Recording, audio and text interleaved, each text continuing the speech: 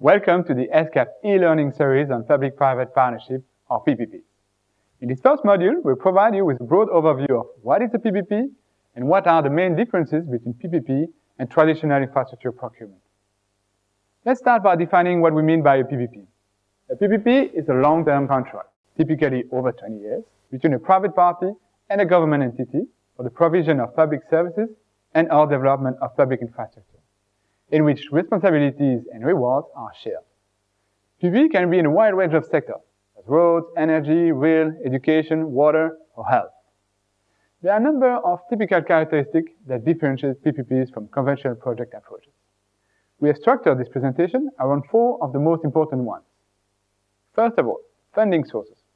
Traditional public infrastructure projects are financed by the national budget of a country. To build infrastructure this way, the government selects a contractor and pays this contractor based on the progress of project construction. This means that most payments are made upfront during the construction phase. In a PPP project, private investors are financing the infrastructure, but they are not doing it for free. They expect to generate a profit out of their investment, which means that they have to be remunerated. There are typically 2 ways that private investors in PPP projects can generate a return on their investment. First, private partners can be granted rights to collect fees from users, like collecting tolls on highway for road projects. Second, the government can reimburse the private partner through what are called availability payments.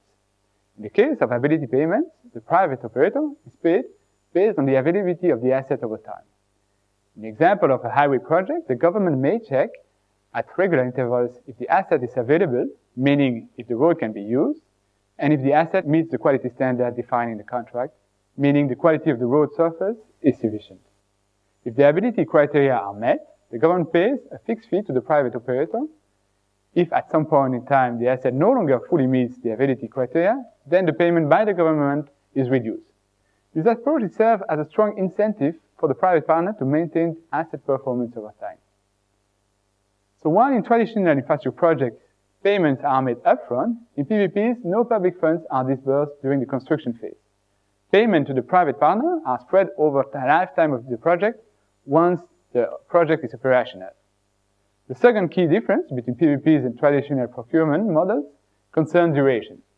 In traditional procurement, the relationship between the government agency and the private contractor ends once the construction phase is over. In PPPs, the relationship continues far beyond the completion of construction, as the private partner is responsible for not only building the infrastructure, but also operating it for a set number of years, typically more than 20.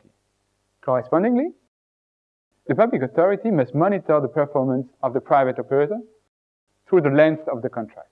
At the end of a PPP contract, asset rights usually revert back to the public authority, and this is a major distinction between PPPs and outright privatization of public assets. A third element that differentiates PPPs from conventional projects is that requirements are defined in terms of outputs, what we want to achieve, while traditional procurement focuses on inputs, how to achieve what we want. In the case of a highway project, this means that project specification in PPP might refer to indicators of road surface quality, rather than the specific details of road construction. For an airport, an output could be handling capacity of 10 million air passengers per year, whereas an input might be 2 terminals, each of at least 250,000 square meters, and so on. Using output specification provides the private sector with the opportunity to come up with innovative solutions for delivering the public services, which might result in significant cost savings. This focus on output specification requires a fundamentally different mindset.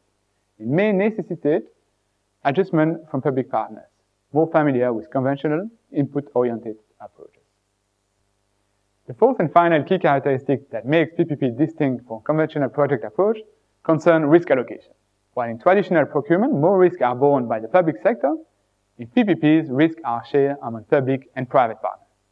For example, in PPPs, the private sector usually supports the construction and operational risk.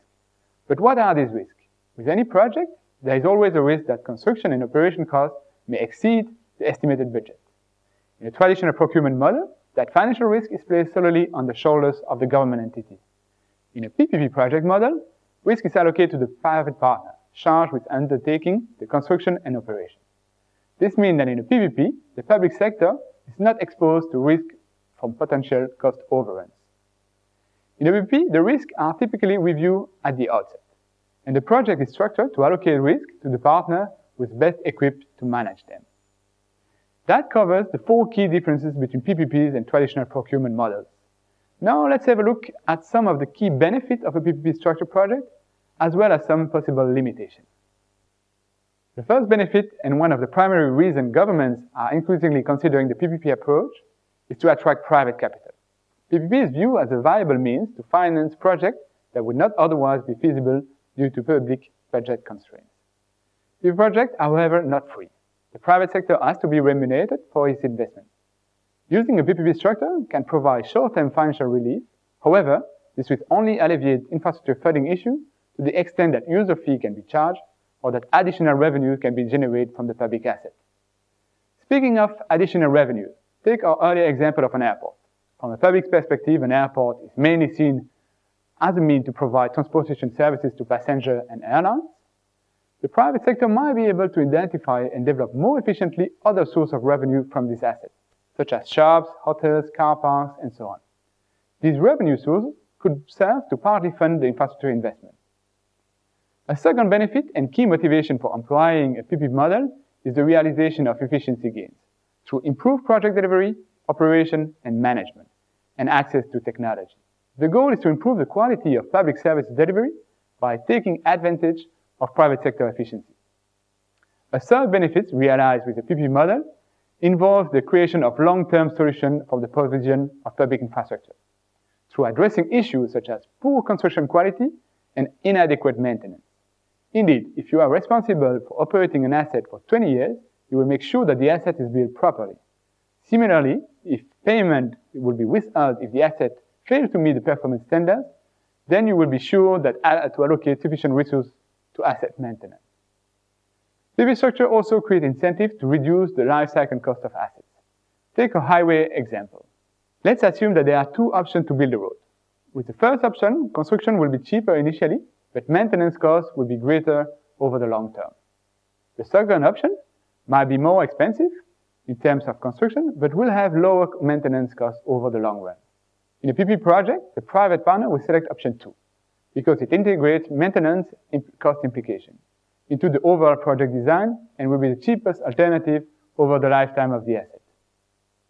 The fourth and final key benefit of the PPP model relates to the transfer of risk to the private sector. By transfer risk to the private sector, government finance are protected against potential cost overruns that are often significant in public infrastructure projects. Now that we have presented benefits of a PPP approach, let's have a look at the limitations.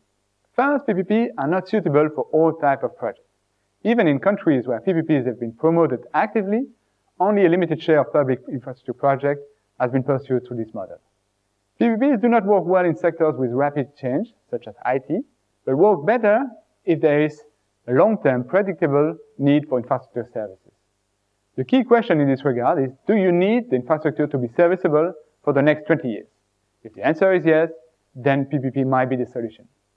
Secondly, the structural complexity of PPP projects can create high transaction costs. The project must be big enough to justify such increased procurement costs. With this in mind, some countries only consider PPP model for projects with budget above a certain threshold, for instance, $20 million. Another limitation of the PPP approach can be the lack of capacity of local companies to deliver this type of project. Local companies might not be equipped to manage the risk related to a PPP project. PPP can also be sensitive from a political point of view. The public might feel that the government is giving too much or is being too generous with private sponsors. In addition, the establishment of PPP might coincide with the introduction of the user pay principle, which can create public discontent. In the light of this, strong political support is critical for the success of a PPP project. Finally, PPP structure can be relatively inflexible and poor at accommodating change. For instance, it might be costly for the public entity to modify project specification once the project has been awarded. That concludes the first episode of our e-learning series on public-private partnerships. We hope you have enjoyed. Thank you for your attention and interest in the work of ESCAP.